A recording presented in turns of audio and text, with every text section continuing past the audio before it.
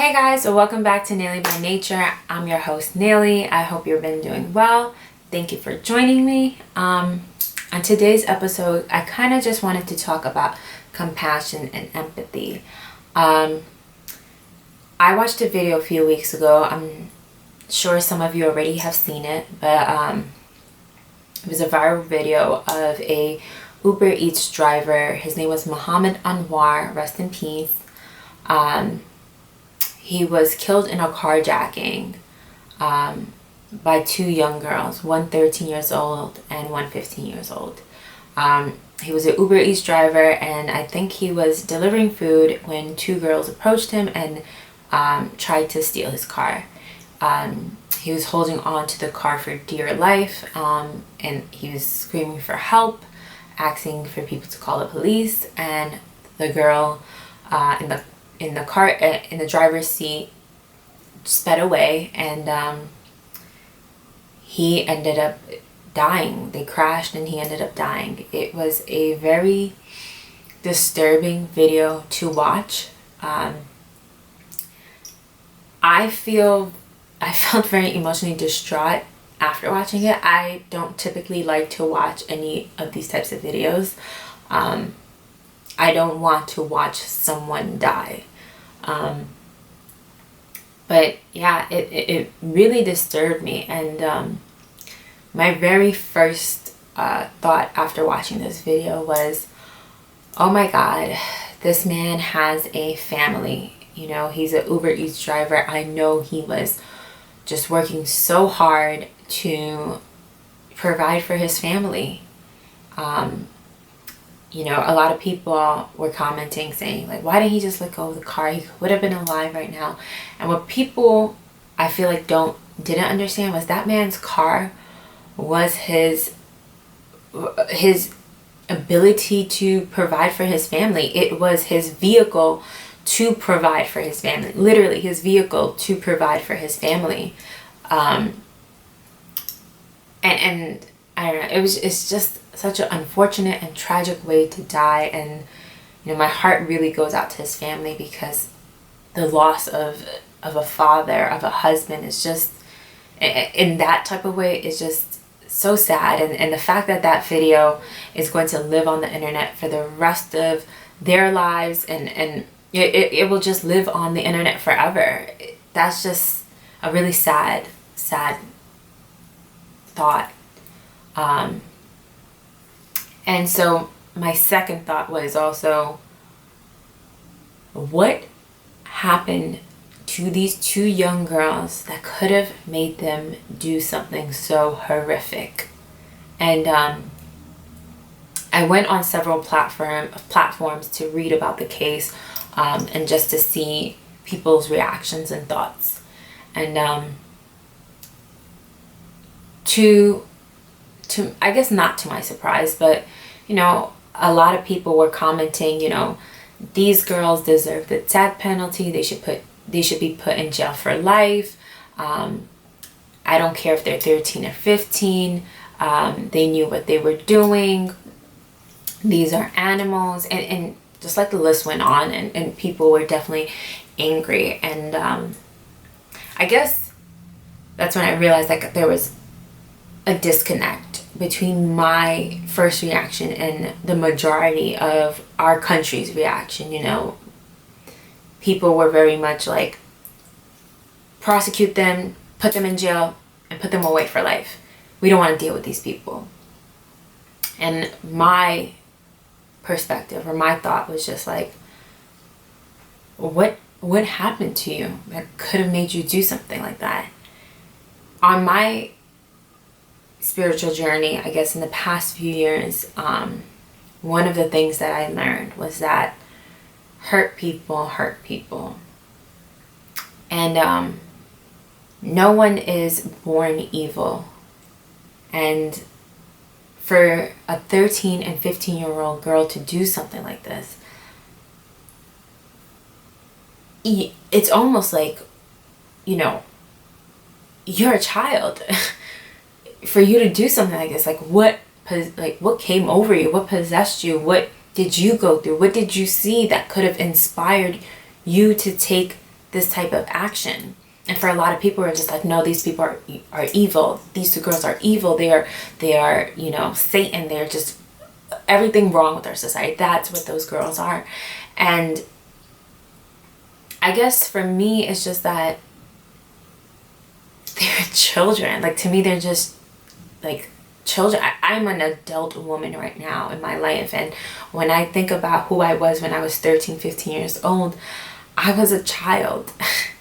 I was a child point blank, you know? And these girls, 13, 15 year old, for them to do something like that, it was just like, what? And I guess it really bothered me. And it really made me think for the past few weeks. It's just that I think as a society, before we know the facts about a case or about people, it's just like, try them, prosecute them, criminalize them.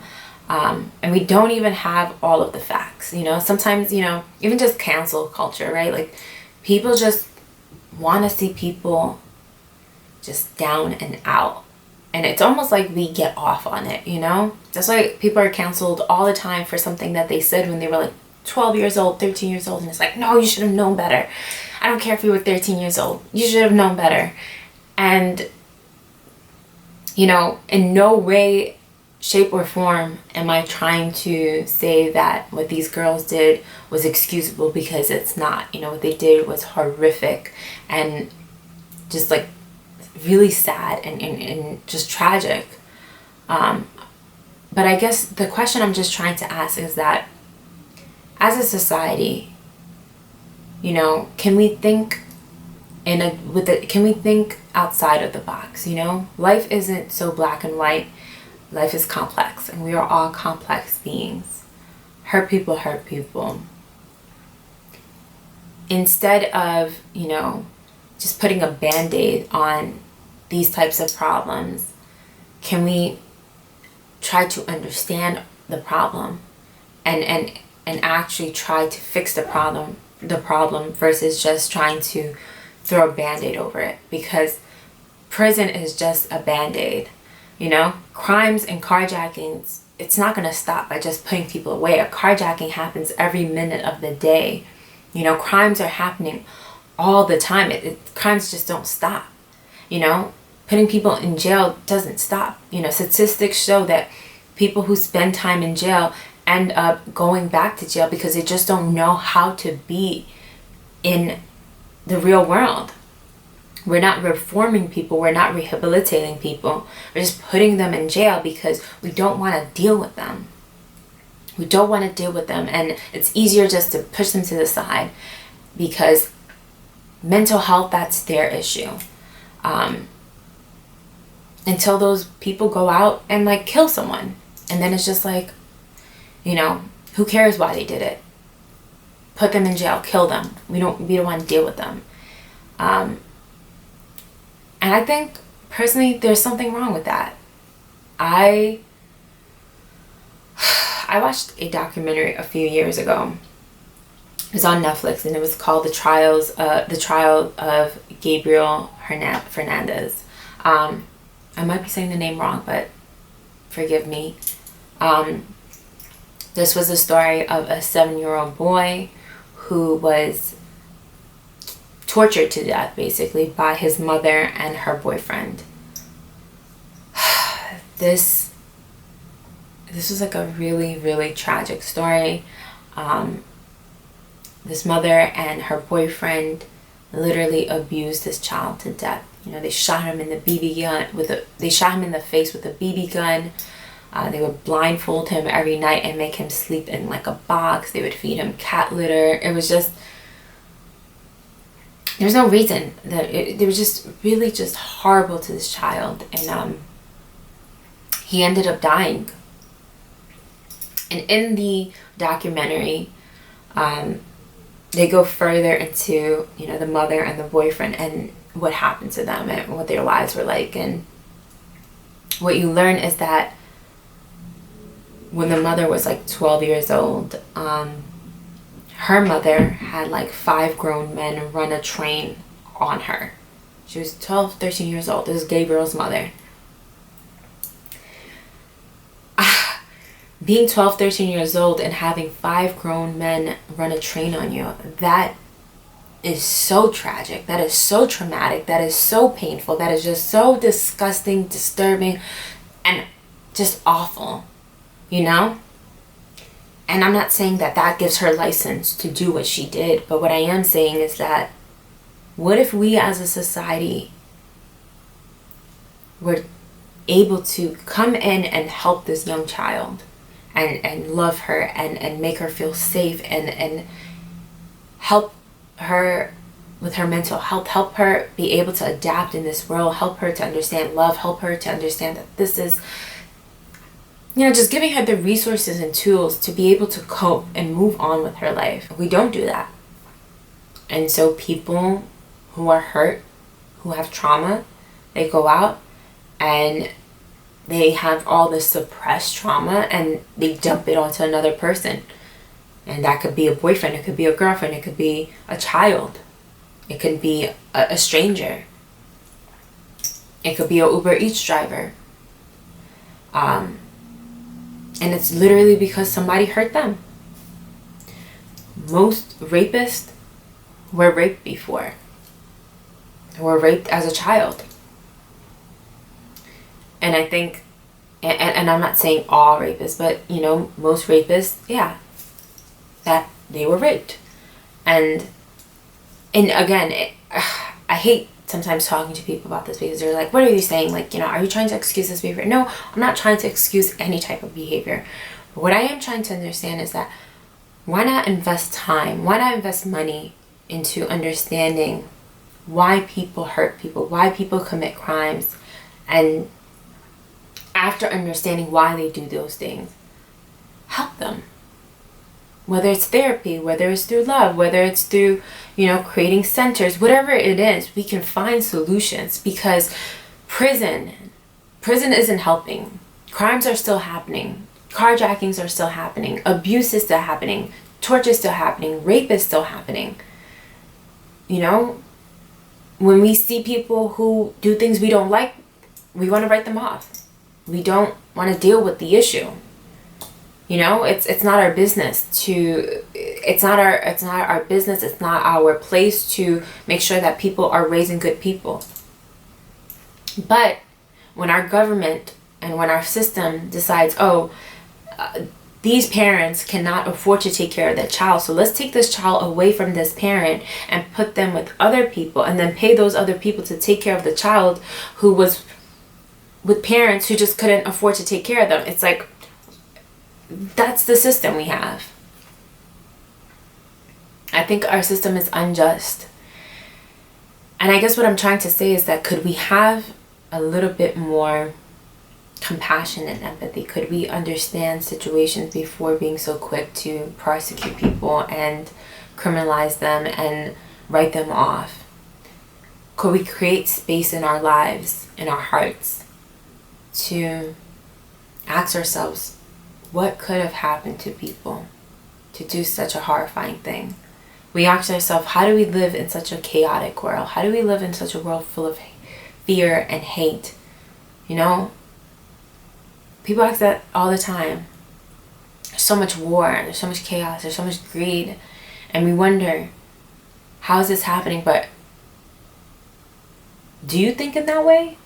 You know, do you think in a black and white way? Us versus them, those people are like that. This culture of people are like this. I'm better than those people. Do you think like that? Are you part of the problem? We all judge. We all... I myself have, you know, been quick to write people off. And I think the more I become whole and complete and I grow older and wiser, my perspective on life expands. There's more love. There's the opportunity to provide love. You know, these 2 young girls are probably going to spend the rest of their lives in jail, and if they do get out, they'll be adults and they probably won't know how to adapt in this real world, and they'll probably commit crime and go back, and it'll be just a sad world for them.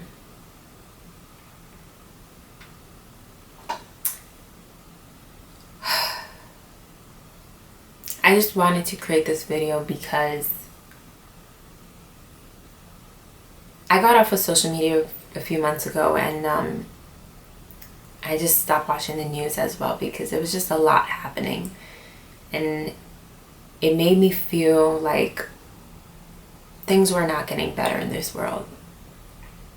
There was a lot of hate, there was a lot of misinformation, there was a lot of fear, and it really just started getting to me. And one thing I learned is that there are far more better people in this world than there are of bad. People want to be good, but we're programmed to believe in this like us versus them. You know, we don't want to see ourselves as part of the problem, so we make other people the problem. I'm not saying again that what these girls did was excusable at all, and that is not the purpose of this video. I just wanted to create a video because when I think about creating a more benevolent, just, beautiful, safe world, I think about there being space for people who are different from us, people who have different lives than us, people who come from different backgrounds, people who have a lot of trauma, and us making room to invite them in and to help them and to understand them and to create compassion, empathy, and love. That's really what it is about, right? It's like creating a more loving world. And the way you create a loving world is to give love, to receive love. That video that I watched, it was so tragic, and it just kept me up for days just thinking about the families and these girls and just like everyone involved. A single incident like that went viral in the world, for the world to see. And it's so black and white to some people. It's just like, this is wrong. Put them in jail. But they're 13, 15 years old, and I just feel like they were children committing such horrific crimes. I would love to know your thoughts and opinions. I don't know if my thoughts are relatable or if they're not, or if you feel differently. I invite you to comment below, subscribe, like. I would love to have more conversations like this. I hope people do understand what I'm trying to say. I hope my message isn't misinterpreted. And you know, my heart goes out to Muhammad Anwar and his family. I hope, you know, I hope his soul is resting in peace. Alright, thank you guys for watching.